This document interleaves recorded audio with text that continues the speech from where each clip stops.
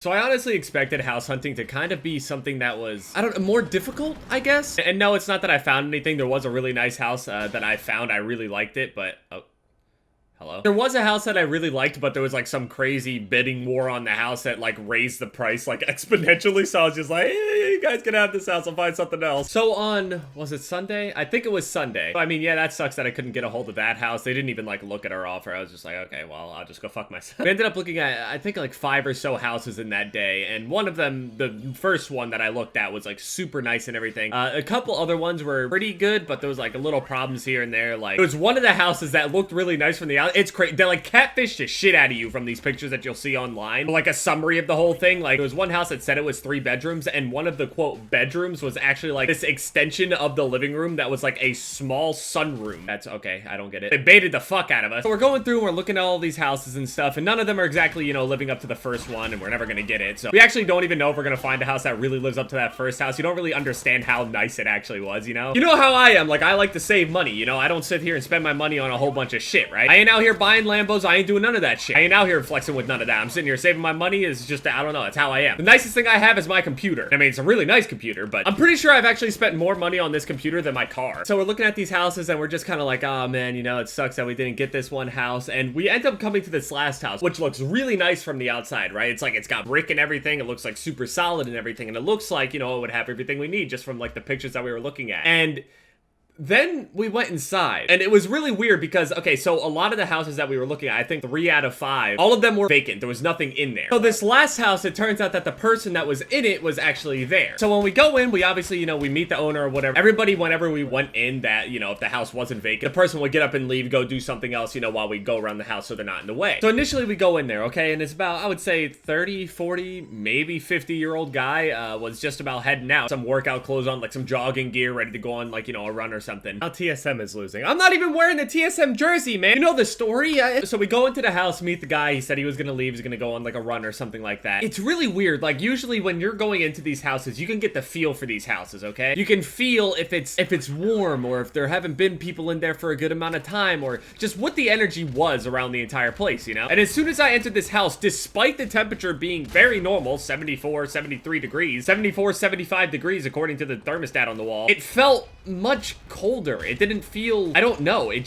felt almost lifeless. And I'm not the most artsy person in the world. Trust me, I don't go in and be like, oh, I'm not really feeling the vibes of this place, you know? I'm not the fanciest type of person, you know what I'm saying? I'm trying to just look at the bones of the house. And any signs of some haunting type of shit, I'm out. There was this one time when we were gonna look for a house that was in this cul-de-sac, and we found out that 4 of the houses that were sitting there, all next to each other, were moving out at the same time. And all of the families that lived in those places have been there for different amounts of time. One of them was like a couple for 3 years. One of them was there for over 15 years. Other family for like 9 years. They had children where the house had plenty of space for them, I'm sure. Just weird little signs like that. I'm just like, nah, I'm good. I don't care how nice that house looks. Just absolutely no reason for all of them to be moving at the same time. Now, I get it. It could just be a really weird coincidence, but I don't give a fuck. I'm not taking a chance. Anything that looks suspiciously priced, nope, not doing it either. If this motherfucker's got an acre of land, but it's half the price of a house that's half of its size, nah.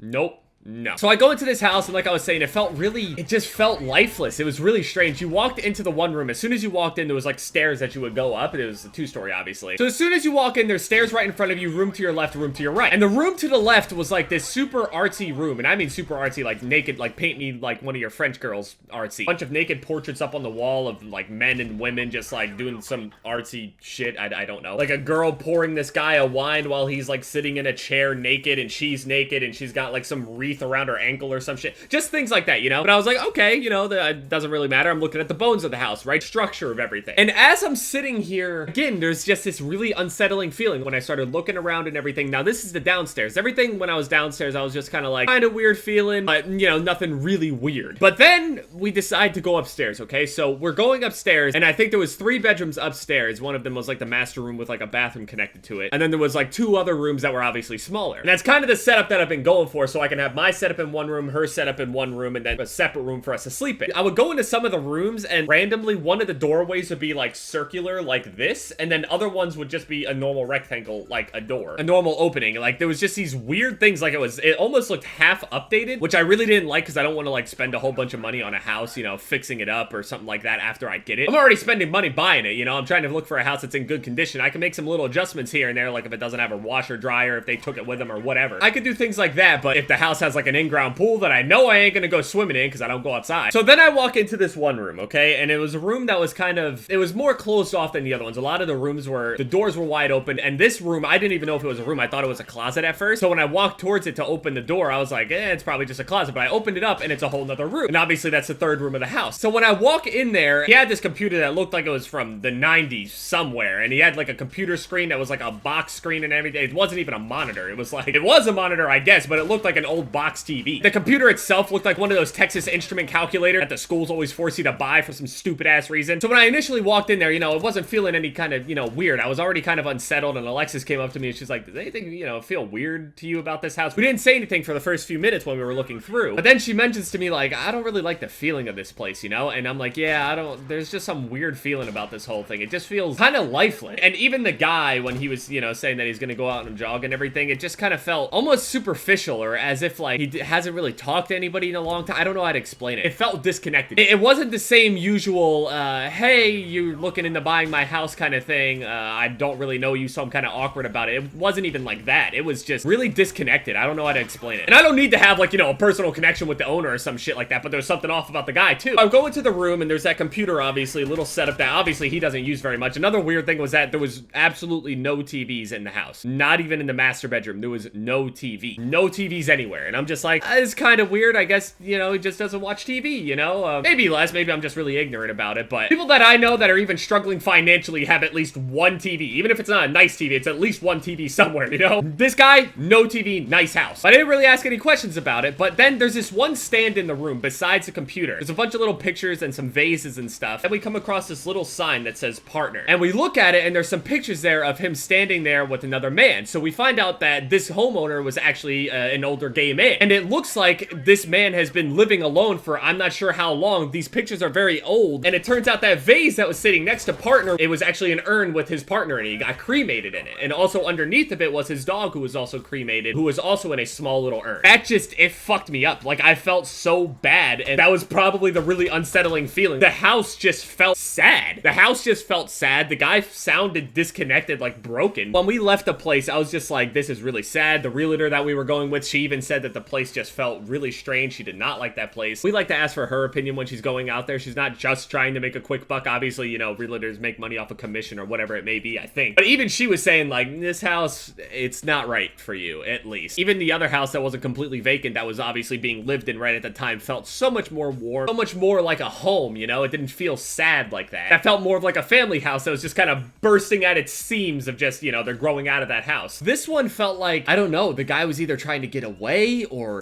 I don't know. It was really strange. I got up and I left, and we moved to an area that obviously isn't like fucking, you know, more than half an hour away from, you know, all this other shit. And there's a Chipotle in the area, okay? I mean, there's a bunch of Chipotles in New Jersey, but there's a Chipotle in the area, and as I'm sitting there, we're going up to the Chipotle, we're eating some food, and I just could not get rid of that feeling. While eating Chipotle, great food, I should have got the taste out of my mouth. It was just, I felt uncomfortable the entire time, basically until I got home and started distracting myself with more games. It was the most unsettling fucking thing. I don't know. I don't know if he died in the house. I don't know what happened to his partner. Obviously, I wasn't gonna ask about it. Even if the guy had stayed there while we were walking around, that house just didn't feel right. I don't think it necessarily felt haunted. It just, you could feel the negativity almost in the walls. And it wasn't a violent negativity. It was just sad. Like, it was cold. A lot of people have been messaging me like, oh, dude, you should vlog you going through a lot of these houses. Maybe you could come across a haunted one, you know? Maybe you could pick something up on video. I'm not some fucking ghost hunter, guys. I don't. And trust me, if I feel like a place is haunted, it's an automatic no and I'm leaving. And I don't even necessarily believe in all this kind of shit, okay? I haven't seen any hard evidence, but there's plenty of shit that happens that is completely unexplained. So, you know, I'm gonna sit here in the back of my mind like, just in case. But if a place doesn't feel right, I'm not moving into a place that just doesn't feel right for me. No matter how much I change it around, that feeling is still in the walls. That first impression, I'm always going to feel it. Always. And that is just, it's some dark shit, man. I don't know. I don't want to say the house is haunted. I don't know what I'm gonna name this video, but it just, that's an update on how the house hunting is going. We're gonna be looking at some more houses in the next couple days. Hopefully we can find find something that, you know, didn't have some crazy bid war go on it, because I ain't about to pay a fuck ton like that. I would have bid on the house up to a certain point, but, you know, if you wanted that, go ahead. Here, I can't. There's one house in particular that I'm really looking forward to looking at, so hopefully there's nothing wrong with this house that's coming up, or maybe in a couple days. I wouldn't be surprised if somebody swoops into that thing and they start bidding on it too. I don't know. It's fun to look at the house. The stressful part is actually finding the one, you know? Finding the one and then actually, you know, getting a hold of the one and actually getting it. There's a lot of stress in that regard, but I'll keep you guys updated on the whole house hunting situation. Let you guys know if I come across some more interesting shit. Anyway, yeah, thank you guys so much for watching this video. Leave a like if you guys enjoyed. My most recent videos are popping up on the screen here, and yeah, it's been Jeb, guys. Later.